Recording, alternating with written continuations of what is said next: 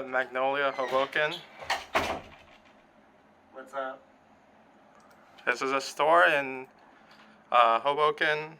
They sell Pokemon, Magic, Flesh and Blood, D&D, accessories, board games. If there are any singles, you can go to the website linked below to purchase, and let's get on with the video.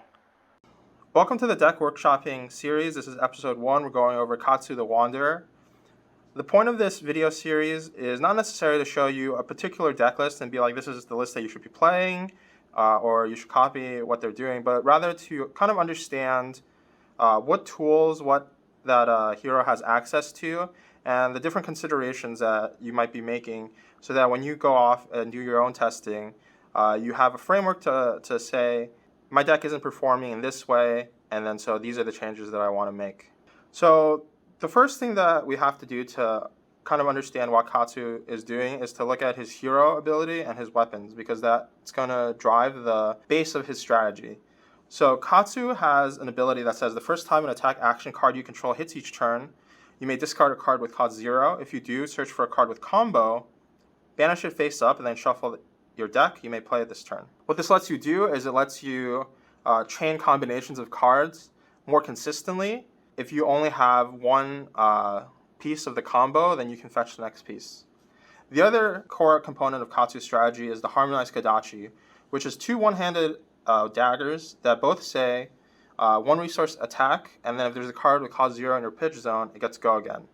So this basically lets you attack for 2 a turn, and it lets you play this kind of drawn out, chippy tit-for-tat kind of strategy where you can get in a couple of points of damage every turn consistently, because the opponent might not necessarily want to spend the card to block 1 damage, while you play either defensively or you get to play your other cards.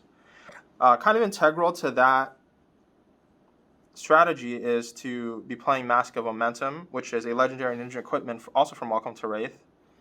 And basically, your opponent has to make the decision, okay, if I don't block the second Kodachi hit, then he plays an attack, I block, then I'm going to get into this weird situation where if he plays a pump spell, he gets to draw a card.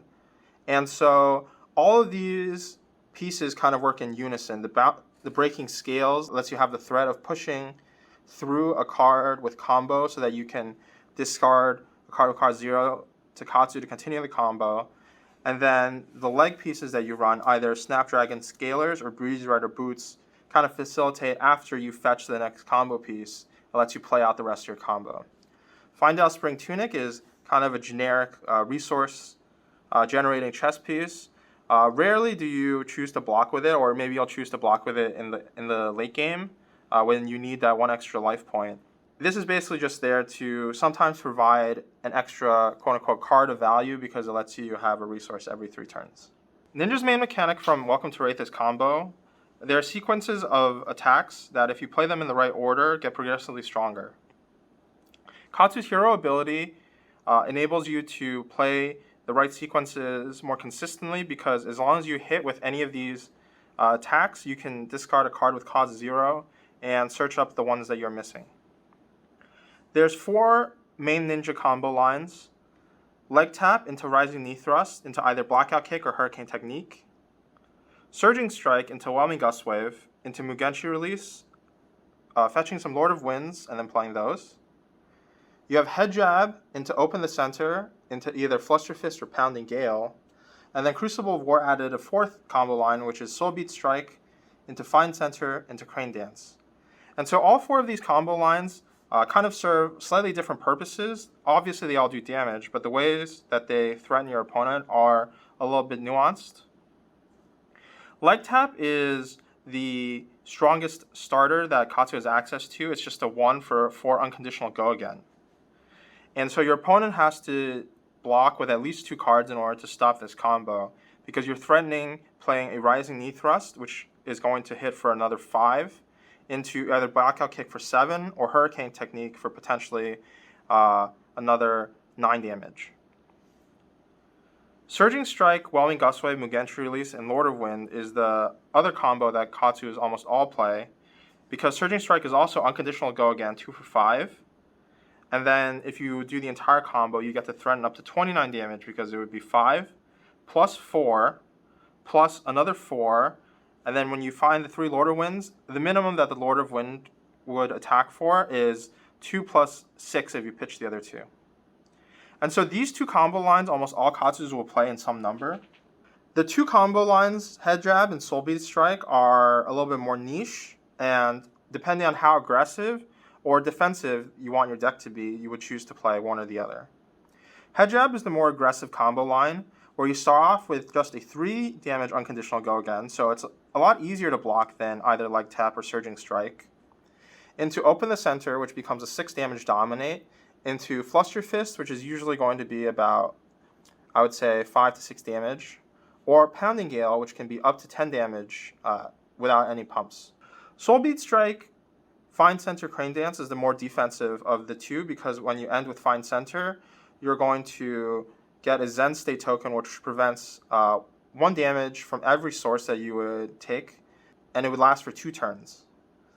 The downside to this combo line is that Soul Bead Strike is a lot harder to combo off of because it has a conditional go again your opponent can block, and stopping the entire combo. As an honorable mention, I've included Belittle and Minnowism, which is kind of like a 5th quote-unquote combo line, because Belittle also combos with your attacks that have 3 or less base power to essentially let you tack on either a Minnowism, a blue Minnowism if you need more resources, or red Minnowism for an extra 3 damage. And if your deck is trying to play a more aggressive style, like a lot of Katsu decks have been playing, this is something that they've been adding to their decks as a 5th combo. Here I've laid out some of the most popular non-combo attacks for Ninja. I've included Fluster Fist and Pounding Gale in here as well, because Ninja decks will sometimes play these without the other combo pieces, just because these attacks are pretty strong by themselves. And so the common theme with these is that they're pretty well rated. You use 1 or 2 cards, you use 1 card for pitch, and you play this card and it does 6 damage. You play Enlightened Strike and you need 1 other card and you can threaten 7 damage. And while these cards can't threaten as much damage in a turn as a full combo line can, by themselves they're more powerful than an individual combo piece. And so the decision that you have to make when you're deciding how many of these to include versus how many combo lines you want to include is deciding how many cards you want to play with per hand. So if you're playing defense and you're blocking with 2 or 3 cards every turn and you only get to play with 1 or 2 cards, you would want to include more of these because you don't need a full grip, you just need a blue, and then you can attack with 2 Kodachis in Torrent and Tempo, that's 7 damage. You only need 3 cards and you can attack with 2 Kodachis and you play an Enlightened Strike for 7, and that's 9 damage. Whereas if you're deciding to commit to a full combo line, then you need at least 2 out of 3 of the combo pieces, you need a pitch, and most likely you also need a combat trick to push your combo piece over the top so that it actually hits and you get to use the Katsu ability. So for example, if you don't have your full playset of Enlightened Strikes, of Command and Conquers, maybe you want to make your deck a little bit more low to the ground. Maybe you play Scar for Scar because it always has go again, and then you play more combo lines. If you want to play more defensively, then you would play more of these expensive generic attacks, and then you would play fewer combo lines. And then so that's kind of how you can think about how you would construct your deck. It's an interplay between the number of combo attacks that you play versus the number of non-combo attacks that you would be playing. And so to close this video out, what I want to do is I want to take a look at one specific instance of how a pretty good player decided to put together his deck for a tournament. And then so this is Winton Bedford's Pro Quest winning deck, and this was an event that was held at the Calling in Auckland. And it's pretty interesting when you take a look at it because you'll see right off the bat that he's making a conscious decision for 2 matchups that he's deciding to prepare for. He's playing basically every single Flick Flack except for 1 yellow. He's playing all of the generic defensive reactions from Welcome to Wraith and Arcane Rising. And he's playing 2 Nourishing Emptiness, a full suite of Command and Conquers. And he's choosing to not play the Head Jab combo line at all. He doesn't have a completed Soul Bead Strike combo line either. He's only playing Soul Bead Strikes and Find Centers. and he's only playing the red Fluster Fists and blue Fluster Fists. Blue ones for pitch, and then red ones just because there's zero cost for damage. And he's playing Pounding Gales, I think, similarly because they're 1 cost 5 damage, and he was playing Breeze Rider Boots, so if you popped your Breeze Rider Boots that turn, this has go again. And so when you're deciding which matchups you want to prepare for, this is kind of like the thought process that should go through your heads. Where if your strategy against Chain, for example, is to try to fatigue him out, then it doesn't really make sense to include all of the combo lines because you're not really trying to do a lot of damage. What you're trying to do is you're trying to stay alive, you're trying to play all the things that defend 3. You play a lot of blue pitches so that you can just like attack with your weapons and present like a moderate amount of pressure. But you want all of the defense reactions in your deck. He's only playing 2 Razor Reflex, 1 Art of War, 1 Ancestral, and 2 Plunder runs. And I suspect that for the Chain matchup, like he'll probably cut almost all of these because the goal isn't really to combo off against the Chain. Likewise, I think he's also trying to prepare for the Prism matchup where he's playing Nourishing Emptiness, which is a card that by itself, unless you play it on turn 1, is unlikely to be a lot more than 2 damage for 6 attack, but also blocks 3. And he's playing a full suite of Command and Conquers, which also isn't necessarily something that's common to all Katsu lists because in order to get really full value out of Command and Conquer, it really should be playing a card like Pummel just to like force the Command and Conquer through. It's pretty devastating if your opponent's trying to, for example, protect the card in their arsenal. Then they block out the Command and Conquer exactly, and then you make them discard an extra card and you destroy the card in arsenal.